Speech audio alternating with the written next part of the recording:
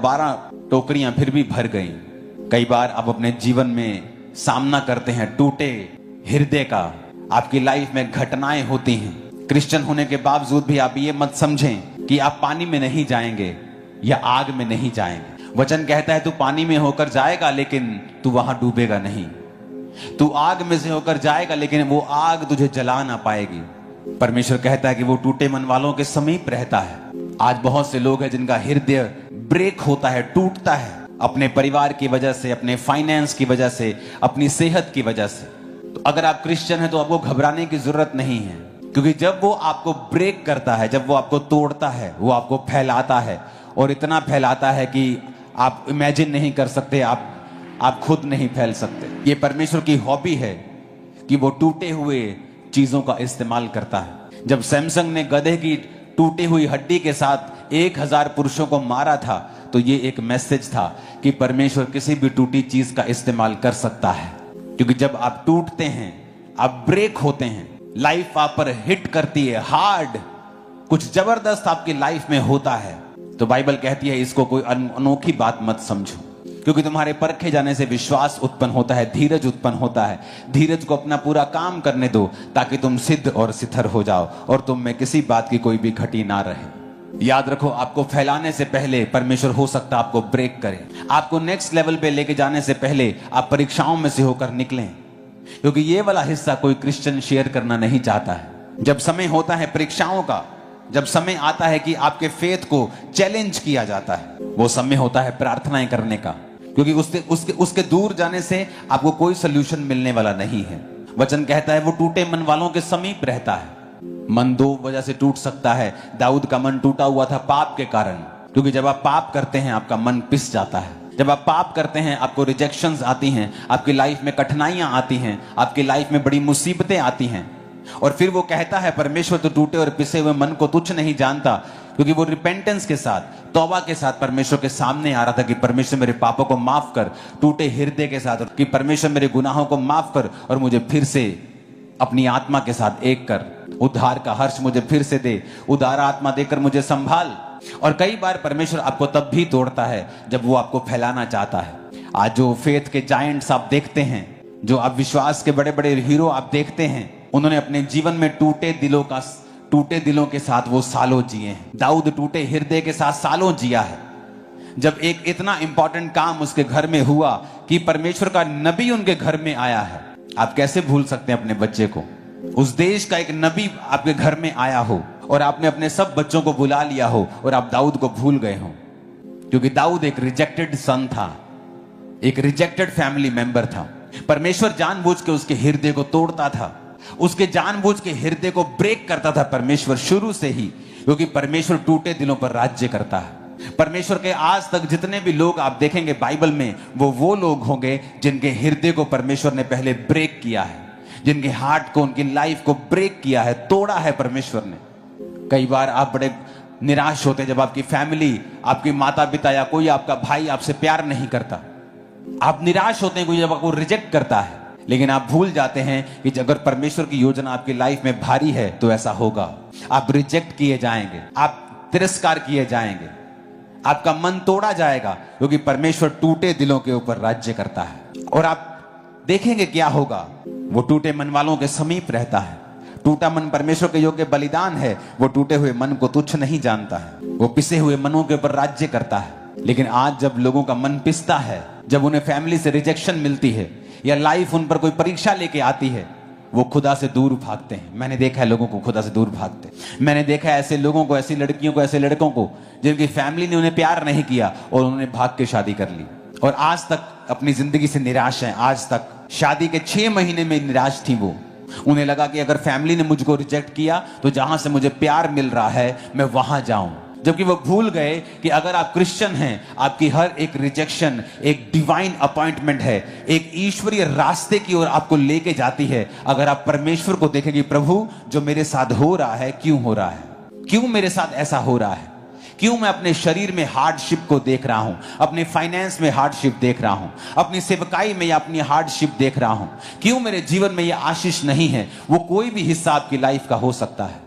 क्योंकि वचन कहता है कि टूटा मन परमेश्वर के योग्य बलिदान, वो टूटे हुए मनों के समीप रहता है, वो खेदित मन वालों को चंगा करता है। वो समय होता है आपको दिखाने का कि परमेश्वर मैं ब्रेक हूं, मैं टूटा हुआ हूं, लेकिन मैं तेरे पास आता हूं। आप प्रार्थनाएं करते हैं, आप फास्टिंग करते हैं, आप परमेश्वर की ओर देखते हैं, ना कि अपने हृदय को सांसारिक रूप से आनंदित करने का प्रयत्न करते हैं। क्योंकि सांसारिक रूप से जो आपको रिलीफ मिलेगा वो थोड़े समय का होगा, वो टेम्परेरी होगा, बल्कि बाद में मुसीबत और बढ़। वचन कहता है कि उसने ऐसी विधि ठहराई है कि जो टलने की नहीं है। आपके और मेरे बनाए नियम टहल सकते हैं, अपने आपके और मेरे बनाई वस्तु खत्म हो सकती है, बाकी इसको बनाने वाला कौन है? परमेश्वर है। उत्पत्ति उसका 1 अध्याय 1 पद में परमेश्वर का वचन लिखा है, आदि में परमेश्वर ने आकाश और पृथ्वी की सृष्टि की। यहाँ पर हम देखते हैं भजन उसके 7 अध्याय के 12 वाले पदों में कि परमेश्वर का जो भक्त है दाऊद, वो कह रहा है पृथ्वी के बनाए हुए हर एक लोगों, हर एक जीव जंतु, हर एक वस्तु है, परमेश्वर का धन्यवाद करो। हालेलुया। जैसा कि मैंने पहले आपसे कहा था कि हम परमेश्वर का धन्यवाद क्यों करें, ऐसा क्या परमेश्वर ने हमें दिया है। हालेलुया। आज जो कुछ हमारे पास है, क्या वो सच में परमेश्वर ने हमें दिया है? आप लोग अधिकार से बोल सकते हो कि जो कुछ आपके पास है वो आपने कमाया है, क्योंकि वाकई में अगर आप परिश्रम नहीं करोगे, आप काम नहीं करोगे, तो आपके पास कुछ भी नहीं रहेगा। हालेलुया। और जैसा कि हम जानते हैं पृथ्वी पर विभिन्न प्रकार के खनिज भरे हुए हैं। अगर आप टोटल अगर खनिजों की संख्या करोगे तो वो तो कोई गिन नहीं पाया है, परंतु 3000 से भी ज्यादा खनिज हमारी पृथ्वी पर पाए जाते हैं। हालेलुया। आज जैसे दीदी ने गवाही दी थी कि उन्होंने गाड़ी खरीदी है। हालेलुया। परंतु गाड़ी तो उन्होंने उनके परिश्रम से, उनके मेहनत के पैसे से खरीदी है। बाकी कभी हमने सोचा है कि उस गाड़ी में लगने वाला लोहा कहाँ से आया? हालेलुया। हम कभी विचार नहीं करते उसमें डलने वाला ईंधन कहाँ से आया। आपने जो चीज खरीदी है, आज आप एसी की हवा ठंडी खा रहे हो, उसके अंदर डलने वाली जो गैस है वो कहाँ से आई? हालेलुया। आपने इसको खरीदने की तो कीमत चुका दी, जो परमेश्वर ने आपको पृथ्वी में से दिया, उसमें लगने वाला लोहा, उसमें लगने वाला ईंधन, उसकी कीमत आप कैसे चुकाओगे? ये तो आपने आपकी सुख सुविधा के लिए सब चीजें ले ली। आपने जिसने बनाया उसको पैसे दे दिए, लेकिन उसने वहां से लोहा निकाला, उसने उसको मॉडिफाई करा, उसने आपके बीच में प्रस्तुत करा, आपने पैसे दिए, उसको कीमत चुका दी। परंतु परमेश्वर ने उसको धरती में लाया, उन खनिजों को कैसे?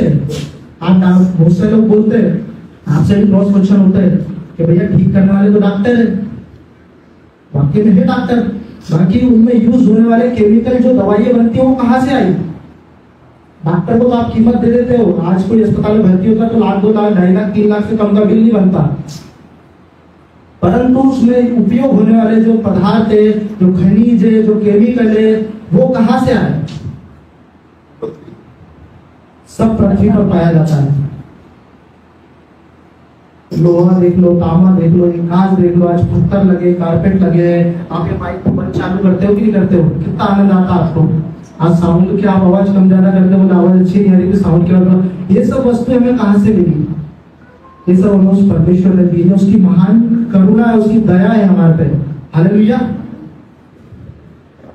आपने कभी देखा होगा कि यहाँ पे बहुत सारे माता पिता बैठे हैं, कभी हमारा जो बच्चा होने वाला रहता है, कभी हमने उसके लिए कुछ पहले से खरीदा है कि नहीं, आज इसके लिए हम ये कपड़े खरीद लेते हैं, हमारे तो बच्चा जन्म लेने वाला है, आज उसके लिए हम ये वस्तु खरीद लेते हैं। परंतु हमारा परमेश्वर इतना महान है कि यहाँ पर लिखा है आदि में परमेश्वर ने आकाश और पृथ्वी की सृष्टि की। यहाँ पे परमेश्वर ने पहले हम मनुष्यों को नहीं बनाया, परमेश्वर ने सबसे पहले किसको बनाया? इस सृष्टि को बनाया। इस सृष्टि में हर एक चीजों को परमेश्वर ने बनाया।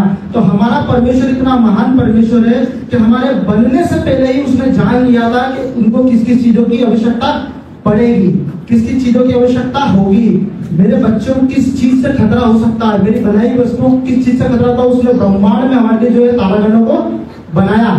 अगर आप लोगों को ऐसा लगता है कि इसमें कुछ डाउट है तो आप लोग पढ़ सकते हो। आपको बाइबल को समझने के लिए और बुक भी उठाना पड़ेगी, पढ़ना पड़ेगा, जब जाके आपको समझ में आएगा कि परमेश्वर हमसे क्या बात है कर रहा है। तो वाक्य में परमेश्वर ने ब्रह्मांड में हमारे लिए जो तारागण बनाए वो हमारी रक्षा को करते हैं। उनके अंदर गुरुत्वाकर्षण जो इतना पावरफुल है कि पृथ्वी पर आने वाली हर एक मुसीबतों को क्या करते हैं, वो अपने ऊपर ले लेते हैं। 2 कुरिन्थियों के 9:15 में परमेश्वर का वचन कहता, परमेश्वर का उसके दान के लिए जो वर्णन से बाहर है, धन्यवाद करो। हालेलुया। यहाँ पे बता रहा परमेश्वर का वचन, जो उसके दान जो है वर्णन से बाहर है, आप सोच नहीं सकते हो, आप विचार नहीं कर सकते हो। तो मेरे को लगता है कि आप विचार कर रहे होंगे कि वाक्य में परमेश्वर ने तारागण बनाया, क्यों बनाया था। हालेलुया। जब मैंने भी पढ़ा तो मैं भी उस चीज को दोबारा रिपीट करे जा रहा। मैंने परमेश्वर आप लिखे तो हो कि तारागण को बनाया, बल्कि आपने तारागण क्यों बनाया। हालेलुया। फिर मैंने जब पढ़ा और आगे गहराई से जाना तो पता चला कि ये जो तारागण बने ये हमारी पृथ्वी की रक्षा करते हैं। वाक्य में बड़ा अद्भुत है ये तो। अगर एक कोई सा तारा अगर आके या कोई ऐसी चीज वस्तु आके पृथ्वी से टकरा जाए तो पृथ्वी को नष्ट होने में सेकंड लगेंगे। हालेलुया। एक बम गिरता तो काफी लोगों को तबाह कर देता है। सोचो, ऊपर से इतनी पावरफुल स्पीड में अगर कोई चीज आकर पृथ्वी पर गिरेगी तो पृथ्वी को नष्ट कर देगी। आज जो कुछ हमारे पास है, आज हम चश्मा लगाते हैं हमको कम दिखता है, तो ये सब कहाँ से बना। ये सब परमेश्वर ने दिया। आपने तो बनाने वाले को कीमत इसके दी, परंतु परमेश्वर ने जो धरती पर जो दिए हमको खरीद इतनी तरह की चीजें दी जिससे हमने सब वस्तुएं बनाई। क्या हम परमेश्वर का धन्यवाद करते हैं उन सब चीजों के लिए। आज आपको समय देखने के लिए घड़ी है, सब कुछ है, सब वस्तुएं, बैठने के लिए अच्छी कुर्सी आपके पास में। आपको नहाना हो तो तुरंत मोटर चालू करी, पानी आ जाता जमीन में से। परंतु आपने सोचा कि पानी कहां से आया। वो बना गाड़ी जो आपके पास है उसका लोहा कहां से आया, उसमें लगने वाला ईंधन कहां से आया। अगर परमेश्वर इन सब चीजों को नहीं बनाता तो हमारा जीवन कैसा होगा, आप सोच के देखिए। हालेलुया। रोमियो उसका 8 अध्याय उसका 32 पद सब मिलकर पढ़ेंगे मेरे साथ में।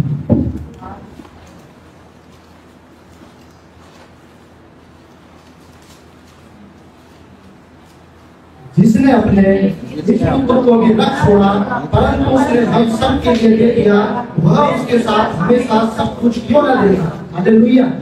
अब आप सोचिए, हमारा परमेश्वर इतना महान परमेश्वर है। पहले तो हमारे को इतनी अद्भुत अद्भुत चीजें दे दी, उसके बाद अपना पुत्र भी दे दिया। जाओ।